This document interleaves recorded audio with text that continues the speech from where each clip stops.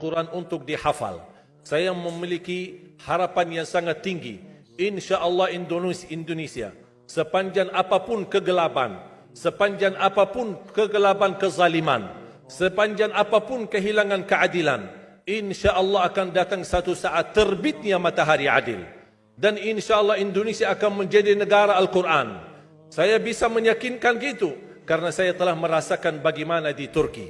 Turki negara sekuler yang ratusan tahun serangi Islam, ratusan tahun menabaikan Islam, tidak boleh kumandangkan azan dalam bahasa Arab, tidak boleh ada rumah tahfiz, tidak boleh ada pesantren, tidak boleh belajar agama, tidak diberikan anak-anak kita bisa belajar dengan sendirinya Al-Quran. Semuanya dilarang dengan keras, bahkan terancam orang-orang yang melanggar aturan itu. Allah Subhanahu wa taala melahirkan seorang presiden yang bisa membaca Al-Quran. Coba buka di YouTube bacaan Erdogan bagaimana. Itu dilahirkan dari negara sekuler. Saya bisa meyakinkan insya-Allah 1 juta menghafal Al-Quran.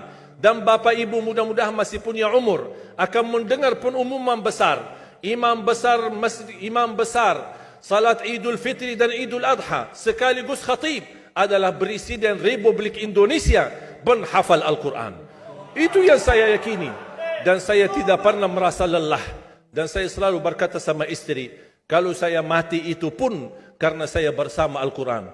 Wallahi jamaah sekalian, yang bersama Al-Quran tidak akan merugi. Berkah rizkinya, berkah umurnya, terjamin kebahagiaan. Allah Subhanahu wa taala hanya minta satu, berkenan bersama Al-Quran di dunia. Apa yang kita dapat? Apa yang akan dibalas? Akan Al-Quran temani kita di dunia, akan temani kita saat sakratul maut, akan temani kita di kuburan membela kita, akan menemani kita saat kita dibangkit oleh Allah, akan menemani kita saat hisab, akan menemani kita saat berjalan di atas sirat yang sangat tipis dan panjang, bahkan tajam jalanannya. Begitu sampai ke surga, apakah Al-Quran melepas? Tidak akan melepas. Al-Quran masih berkenan, padahal kita hanya cuma sekali berteman sama Al-Quran di dunia. Dia begitu luar biasa panjangnya bertemanan sama kita sampai ke surga. Bahkan akan temani kita masuk surga.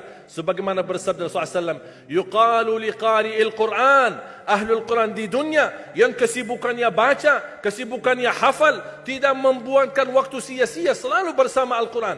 Allah suruh dia, bacalah dalam surgamu, naik derajatmu. Baca, naik lagi, tambah lagi baca, naik lagi. Sampai di posisi mana pun anda berhenti baca, disitulah posisimu di dalam surga. Bagaimana kata Siti Aisyah di riwayat Imam Muslim, jumlah tingkatan-tingkatan dalam surga Allah sesuai jumlah ayat Al-Quran. Oleh karena itu tidak ada yang lebih tinggi di dalam surga Allah daripada Ahlul Quran. Cukuplah bahagia Ahlul Quran ketika di hari kiamat dipanggil. Semua manusia dibangkitkan oleh Allah. Malaikat memberikan pengumuman, mana Ahlul Quran? Berdiri, rapat, berdekatan. Mereka maju. Mau bawa kami ke mana?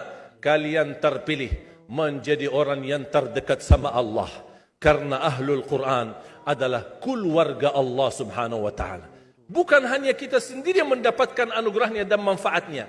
Semua keluarga kita, termasuk orang tua kita dan orang yang ada di sekitar kita. Makanya jemaah sekalian, kalau anda gagal penghafal Al-Quran, anakmu pun gagal penghafal Al-Quran, jangan sisahkan walaupun saham menjadi saksi baik di hadapan Allah. Ya Allah, saya belum hafal, anakku gagal penghafal Quran, tapi insya-Allah hartaku, usahaku, pikiranku, tenagaku bisa terus memperjuangkan Al-Quran. Apa saja ya Allah, insya-Allah menjadi saksi baik.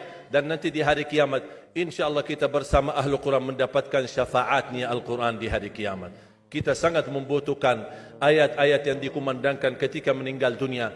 InsyaAllah setiap satu huruf akan disalurkan 10 kebaikan. Mudah-mudahan semua yang hadir diberikan kemuliaan dan keanugerah dari Allah menjadi Ahlul Quran, penghafal Al-Quran, penghayati Al-Quran, para pencinta Al-Quran, berakhlak-akhlakul Quran. Ya Allah, aku mohon atas izinmu ya Allah, kami bersama-sama bertemu di masjid ini. Berilah kepada kami kemuliaan bersama-sama bersama Ahlul Quran di dalam surgamu ya Allah, ya Dzal Jalal wal Ikram, ya Arhamar Rahimin, ya Arhamar Rahimin. Anugerahlah kepada kami anak dan keturunan penghafal Al-Quran, anak dan cucu penghafal Al-Quran yang mampu menjaga nama baik keluarga kami, yang mampu membanggakan kami di hadapan-Mu hari kiamat, yang mampu menhadiahkan mahkota untuk kedua orang tua kami.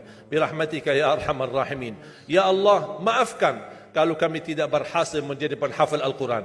Tapi ya Allah, kami kurbankan nyawa kami, harta kami, usia kami, tenaga kami, pemikiran kami, ilmu kami untuk Al-Quran, agar Indonesia ke depan menjadi negara Al-Quran, agar Indonesia menjadi contoh terbaik untuk mata dunia, agar bisa kita melahirkan. Karena saya meyakinkan ya Allah, dan kami semua meyakinkan, terjamin masa depan Indonesia baldatun tayyibatun wa rabbun ghafur kalau selalu bersama Al-Quran. اغفر لنا ولوالدينا ولجميع المسلمين والمسلمات والمؤمنين والمؤمنات الأحياء منهم والأموات. ربنا آتنا في الدنيا حسنة وفي الآخرة حسنة وقنا عذاب النار.